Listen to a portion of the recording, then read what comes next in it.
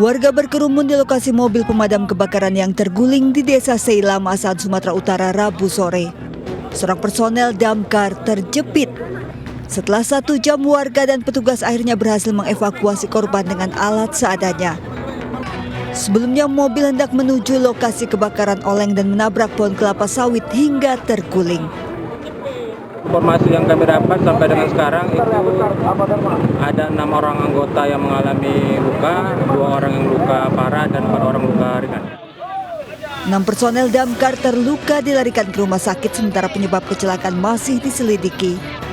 Dari Asahan, Sumatera Utara, Ulil Amri, iNews melaporkan.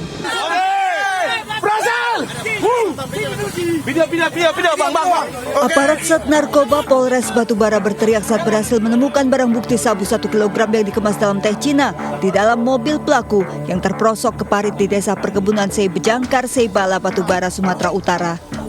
2 bandar sabu berhasil diamankan polisi. Penangkapan bermula saat 2 bandar sabu hendak mengantarkan pesanan barang haram. 2 bandar sabu semula berusaha melarikan diri saat dikejar polisi. Bahkan mereka nekat melawan dengan menabrak 2 mobil polisi yang menghadang keduanya hingga mobil rusak berat. Kemarin mungkin ada insiden saat pengejaran antara anggota kita dengan mereka ini cukup melawan dan tidak mau diberhentikan. Akhirnya ada mobil pelaku ini masuk ke selokan ya yang kemarin. Barang haram tersebut didapat dari wilayah Asahan dan akan diedarkan di Kecamatan Tanjung Tiram, Kabupaten Batubara. Kedua tersangka dijerat Undang-Undang Narkotika terancam 20 tahun penjara. Dari Batubara, Sumatera Utara, Fadli Pelka, iNews melaporkan. Geger suami istri asal Kebumen, Jawa Tengah nekat bugil dan berbuat mesum di pinggir jalan di Pangkalan Bun, Kalimantan Tengah. Sang istri yang sedang hamil dan suaminya diduga depresi karena tak juga mendapat pekerjaan setelah 10 hari di perantauan.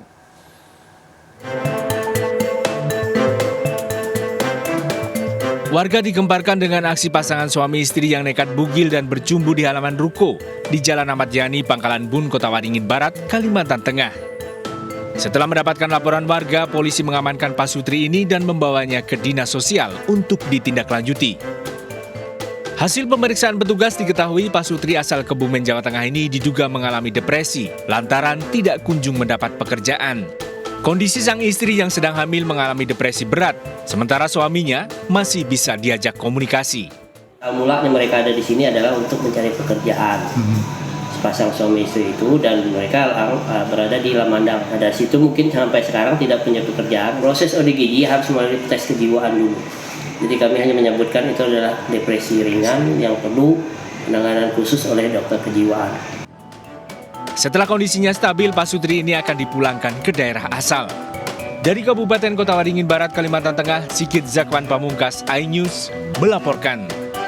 Waspada maling menyamar sebagai petugas. Berpura-pura hendak memperbaiki jaringan internet, 2 pencuri leluasa beraksi di rumah warga di Tanjung Priok, Jakarta Utara. Pelaku menggasak sepeda motor dan 2 tabung gas 3 kg.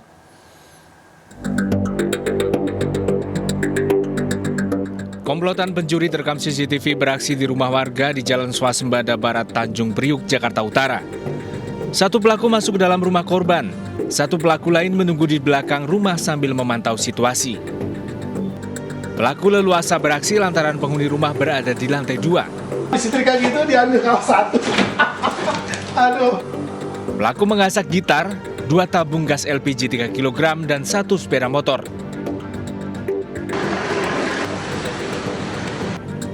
Modus pelaku mengaku sebagai petugas yang hendak memperbaiki jaringan internet.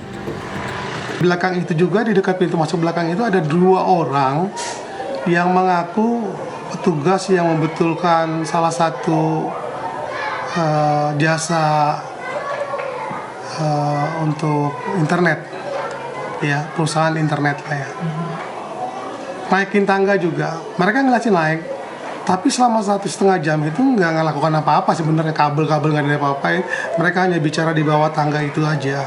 Tapi dugaan saya ini bisa jadi bagian dari kelompoknya. Korban berharap polisi bisa menangkap pelaku. Dari Jakarta, Rizky Falufi, iNews melaporkan.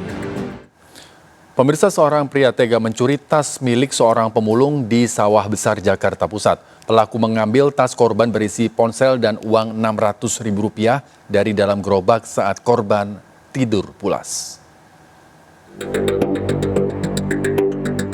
CCTV merekam seorang pria mencuri tas milik seorang pemulung di Jalan Industri 9, Sawah Besar, Jakarta Pusat. Pelaku yang sebelumnya terlihat mondar-mandir memantau situasi kemudian mendekati gerobak pemulung yang terparkir di dalam gang.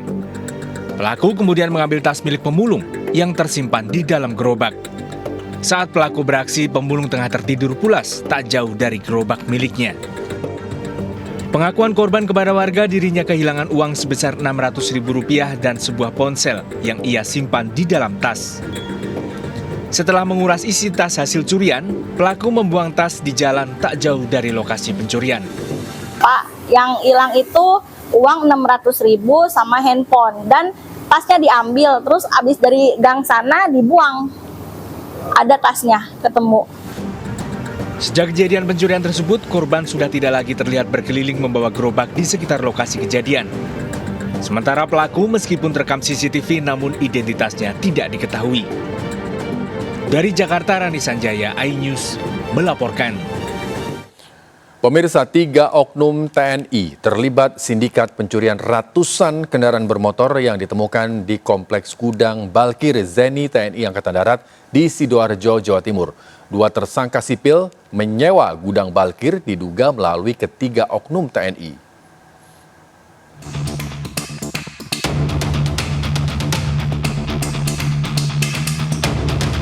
Video aparat gabungan menemukan ratusan kendaraan bermotor curian disimpan dalam Kompleks Gudang Balkir Zeni TNI Angkatan Darat di kawasan Buduran, Sidoarjo beberapa waktu lalu viral di media sosial. Dari penyelidikan, polisi menangkap 2 pelaku warga sipil berinisial M dan EI berperan sebagai pengepul dan donatur kendaraan curian. Keduanya membeli ratusan kendaraan dari debitur yang menunggak cicilan kepada perusahaan pembiayaan dan juga kendaraan hasil curian sejak 2022. Setelah dirasa muat dalam 1 unit kontainer, kedua pelaku akan mengirimkan kendaraan hasil curian ke Timor Leste melalui jalur laut diberangkatkan dari Pelabuhan Tanjung Perak, Surabaya. Dalam 2 tahun beraksi, para tersangka mengaku telah mengirimkan ratusan kendaraan dengan harga bervariasi mulai dari 15 hingga 200 juta rupiah. Bahwa tersangka menyewa untuk menyimpan kendaraan barang bukti baik roda 2 maupun roda 4 di sebuah gudang kosong di Buduran, Jawa Timur, dengan membayar setiap jasa parkir kontainer 2 juta hingga estimasi per bulannya membayar 20 juta sampai dengan 30 juta. 2 tersangka warga sipil kemudian menyewa gudang Balkir Zeni TNI Angkatan Darat melalui 3 oknum prajurit TNI Mayor BP, Kopda AS, dan Prakj. Ini karena prajurit, kami menggunakan juga KUAPM, di mana atas kewenangannya dia melakukan tindak pidana. Dari tangan pelaku, penyidik menyita 214 unit motor dan 46 unit kendaraan roda 4 ditemukan di gudang Balkir Zeni TNI AD Sidoarjo. Dari Jakarta, Helmi Sajangbati, iNews melaporkan. Pemirsa, diguyur hujan deras, sejumlah ruas jalan di kota Bandung terendam banjir. Seorang pengendara motor terjatuh dan nyaris terseret banjir.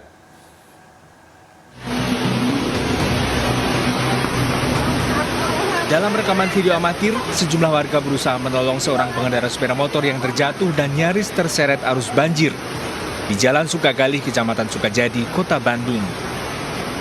Beruntung pengendara dan sepeda motornya berhasil diselamatkan. Pasca diguyur hujan deras, Sungai Citepus, Pasir Koja meluap. Aliran sungai meluap hingga ke jalan membuat puluhan pengendara motor tak berani melintas karena khawatir terseret banjir. Luapan sungai juga menyebabkan kemacetan panjang di Jalan Raya Pasir Koja karena kendaraan yang akan melintas mengurangi kecepatannya. Menurut warga, banjir kerap terjadi pada saat wilayah Bandung Raya, terutama di dataran tinggi diguyur hujan deras. Dan dari kalau nggak hujan gede kan dari atas. Oh, dari atas. Hah? Nah, kalau dari arah Pagarsi itu udah nggak bisa jalan. Udah nggak bisa jalan. Emang hujan itu besar gitu, Kang? Besar banget.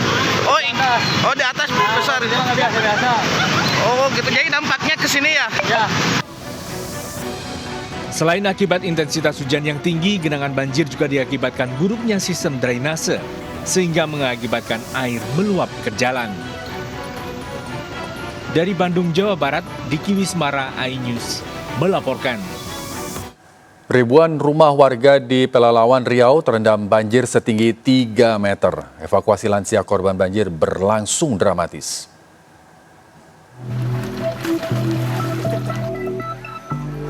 Petugas mengevakuasi 2 lansia yang terjebak banjir di rumahnya di Desa Kualo, Kecamatan Pangkalan Kerinci.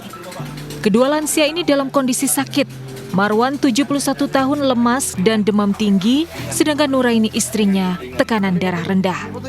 Rumah Pasutri ini terendam banjir setinggi 3 meter. Keduanya dibawa ke rumah sakit terdekat. Banjir di Pelalawan merendam ribuan rumah, tempat ibadah, dan sekolah, juga memutus akses jalan. Sementara itu di Musirawas, Sumatera Selatan, banjir akibat luapan sungai Temelat merendam puluhan rumah warga di Kecamatan Sukakarya. Akses jalan antar provinsi putus membuat pengendara tak bisa melanjutkan perjalanan. Beberapa warga harus mengevakuasi kendaraan menggunakan perahu karet milik BNPB. Meski banjir meninggi, sebagian warga masih bertahan di rumah. Warga diimbau tetap waspada, aliran sungai Temelat akan kembali meluap. Tim Liputan iNews melaporkan. Sebuah pohon tumbang dan menimpa truk hingga ringsek di Gunung Kidul, Yogyakarta. Batang pohon juga menimpa wanita pengendara motor hingga patah tulang. Pohon asam berusia puluhan tahun tumbang dan menimpa truk trailer di Jalan Pedukuhan Sumberjo, Gunung Kidul. Batang pohon juga menimpa seorang wanita pengendara motor hingga patah tulang di bahu. Korban dibawa ke rumah sakit. Menurut warga, awalnya truk trailer tersangkut ranting pohon.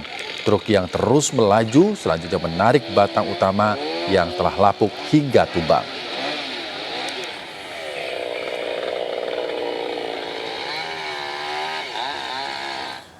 Pencurian motor di gang kecil permukiman warga di Jakarta kian marak. Pelaku bahkan nekat beraksi saat siang hari.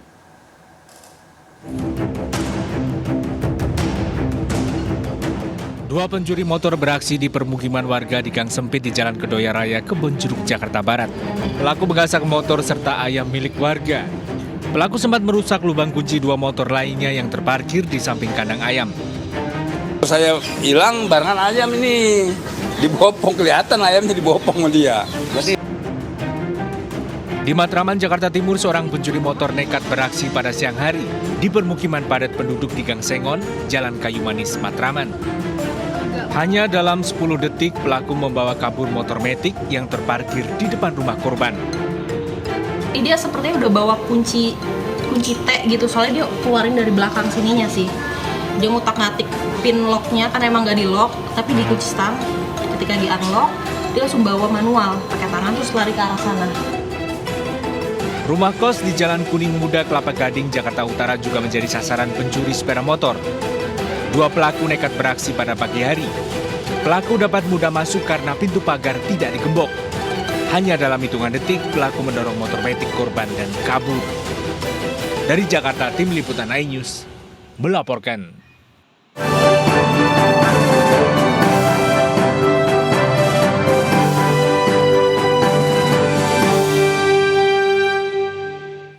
Pemirsa, dugaan pelanggaran pemilu ditemukan di Kabupaten Sukoharjo, Jawa Tengah. Temuan 3 buah baliho dengan foto Dandim 0726 Sukoharjo bersama pasangan Capres-Cawapres Prabowo Gibran tengah diselidiki Bawaslu Sukoharjo.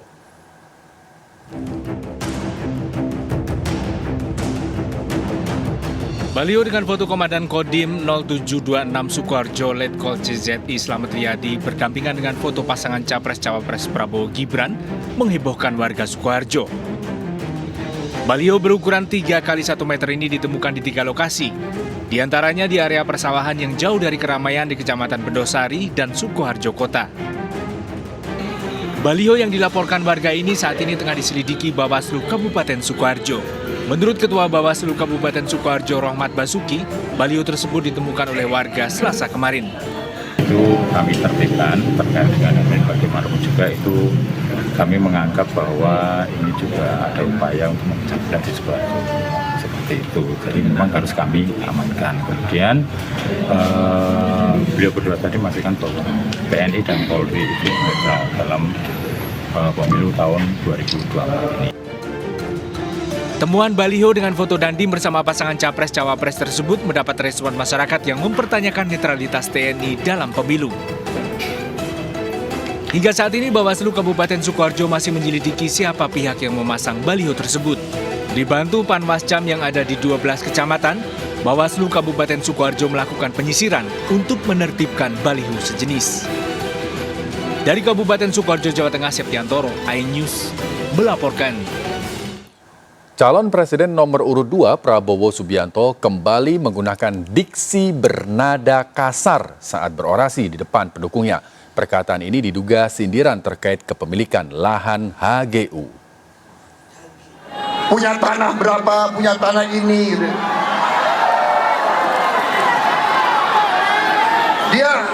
Dia pintar atau go? Kalimat diduga hinaan terlontar dari Capres nomor urut 2 Prabowo Subianto saat berorasi di depan pendukungnya di Pekanbaru, Riau. Meski tidak lugas menyebutkan nama yang dimaksud, diduga sindiran terkait kepemilikan lahan hampir 500.000 hektar. Prabowo menyebutkan tanah yang dimaksud merupakan lahan HGU, bukan kepemilikan pribadi. Sementara itu, Wakil Presiden ke-10 Yusuf Kala meminta agar pemimpin tidak emosional. Pemimpin harus tenang, harus mempunyai pikiran gagasan, jangan emosional. Karena persoalan bangsa ini banyak. Kalau tidak tenang berpunya pikiran, harus mengambil keputusan yang baik. Tentu pemimpin itu jangan emosional. Bukan baru kali ini saja, sebelumnya Prabowo juga pernah menggunakan perkataan kasar terkait etik Desember lalu. Tim kontributor iNews melaporkan. Calon Presiden nomor urut 3 Ganjar Pranowo menginap di rumah seorang guru honorer saat safari kampanye di Tegal, Jawa Tengah. Agar lebih dekat dengan masyarakat, menginap di rumah warga menjadi salah satu kebiasaan Ganjar saat belusukan. Sambil duduk lesehan, calon presiden nomor urut 3 Ganjar Pranowo berdialog santai bersama ratusan warga di Jalan Arjuna, Kelurahan Slerok, Tegal, Jawa Tengah. Dialog santai seperti ini memang menjadi agenda rutin Ganjar saat belusukan kampanye ke permukiman warga di berbagai daerah. Selain berdialog soal keluh kesah harga pangan, pendidikan hingga kesehatan, mantan Gubernur Jawa Tengah ini selalu menyisipkan guyonan untuk mencairkan suasana. Salah satunya meminta warga bernyanyi.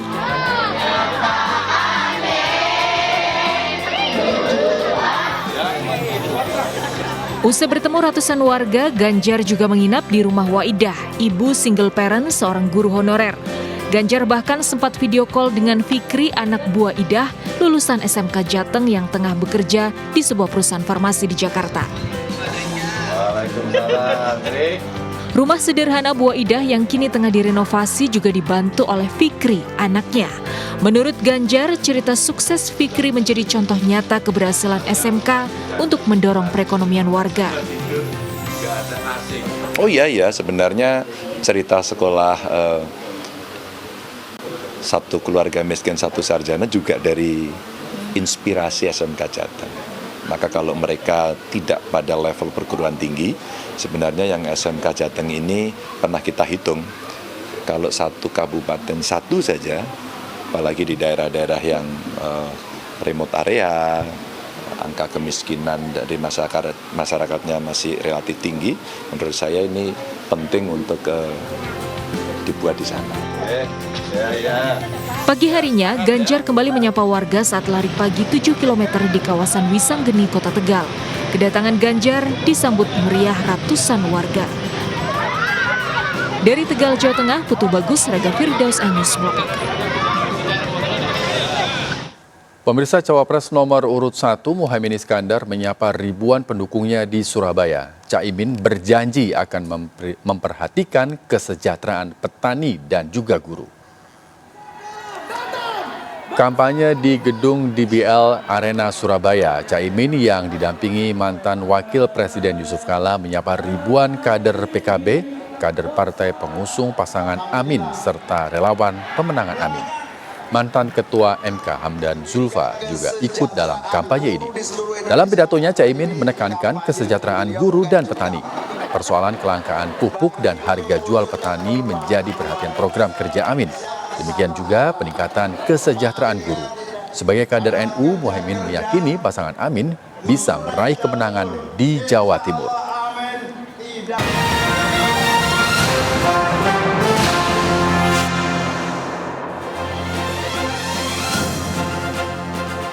Terima kasih Anda masih bersama kami. Pemirsa, demi menjaga transparansi proses pencoblosan pemilu 2024 di Lapas Cipinang, Jakarta akan digelar di lapangan terbuka di halaman lapas. Pola itu berbeda dibandingkan pemilu tahun lalu saat proses pencoblosan dilakukan di blok tahanan masing-masing.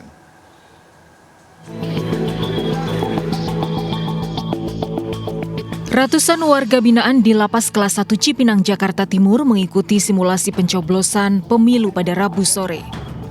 Simulasi dimulai dari tahap verifikasi undangan C6, pemberian surat suara, memasukkan surat suara yang telah dicoblos dan dilipat ke kotak suara, serta mencelupkan jari kelingking sebagai tanda sudah mencoblos. Pada hari pencoblosan 14 Februari mendatang, Lapas Cipinang membuka 12 TPS dengan 2.736 pemilih warga binaan. Lokasi TPS akan berada di lapangan terbuka di halaman lapas, berbeda dengan pemilu sebelumnya berada di blok tahanan masing-masing. Jadi kami terbuka, Pak. Kami terbuka. Kalau dulu TPS ada di blok, sekarang kita di lapangan. Jadi semua orang bisa menyaksikan. Artinya saksi dari parpol. Ya, tidak ada intervensi juga dari pihak manapun, tidak hanya parpol, pihak manapun. Di seluruh rutan se-DKI Jakarta terdapat 56 TPS dengan total 14.762 pemilih warga binaan. Dari Jakarta, Rio Manik, iNews melaporkan. Berawal dari tindakan infus saat berobat diare, seorang pria di Palembang, Sumatera Selatan mengalami cacat akibat kematian jaringan tangan. Pasien melaporkan rumah sakit tempatnya dirawat atas dugaan malpraktik.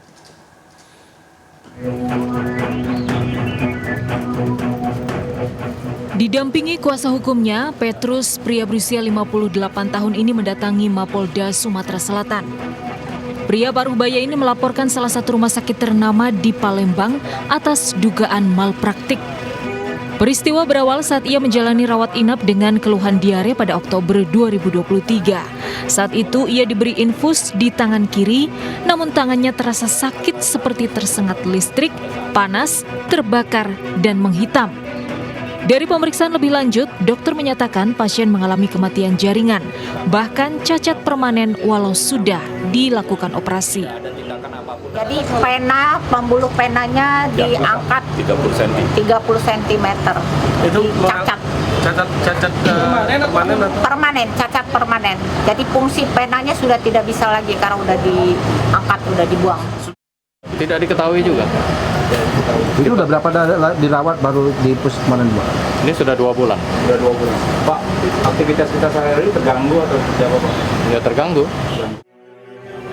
Polisi telah memeriksa 3 saksi pelapor dan berkoordinasi dengan Majelis Kehormatan Disiplin Kedokteran. Tapi hari ini kami sudah mulai melakukan langkah-langkah. Kita akan ke rumah sakit untuk cek TKP, kemudian kita akan segera melakukan pemanggilan terhadap pihak rumah sakit. Dari Palembang, Sumatera Selatan, Firdaus, iNews melaporkan. Kita ke informasi mancanegara. Pemirsa, serangan udara Israel terus menggempur wilayah Gaza. Krisis di Gaza, Palestina meningkatkan resiko kelaparan warganya. Mercy melalui relawan di Gaza menyalurkan bantuan makanan kepada ribuan pengungsi. Bantuan makanan berupa 15 ekor kambing dengan total daging seberat 300 kg serta nasi 75 kg disalurkan melalui relawan Mercy di Gaza, Palestina, Fikri Rofihul Haq. Daging dan nasi dimasak menggunakan 6 tungku. Kemudian dibagikan kepada 1.600 pengungsi warga Gaza, Palestina di 2 sekolah di Khan Yunis, Gaza Selatan. Sebelumnya relawan Mercy di Gaza akan memotong sapi, namun saat ini hewan sapi tidak lagi tersedia.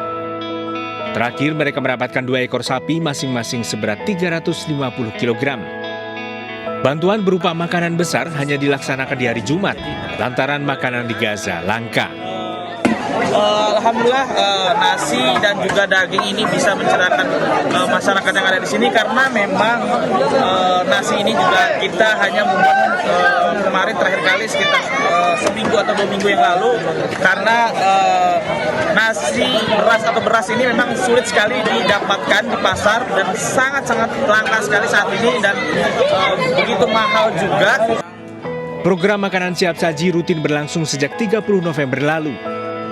Namun program ini kerap terkendala karena sulitnya untuk mendapatkan bahan makanan. Pemirsa, penampilan Capres Partai Perindo Ganjar Pranowo pada debat Capres 2024 dinilai lugas dan tajam dan didukung data yang akurat. Gagasan yang berimbang antara sudut pandang internal dan eksternal pertahanan nasional membuat Ganjar layak disematkan title War Daddy.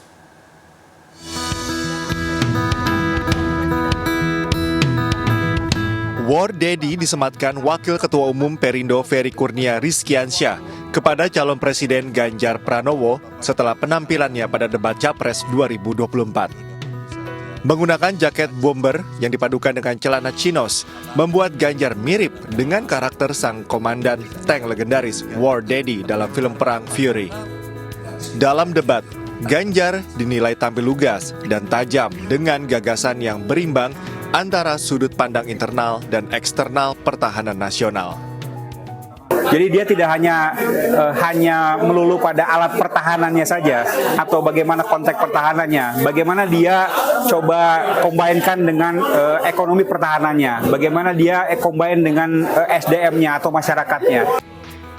Sementara itu di Sidoarjo, Caleg DPR RI Dapil Jatim 1 dari Partai Perindo, Anang Iskandar, mengajak masyarakat dari berbagai kalangan untuk melihat langsung kualitas calon Presiden Ganjar Pranowo dalam nonton bareng debat Capres 2024.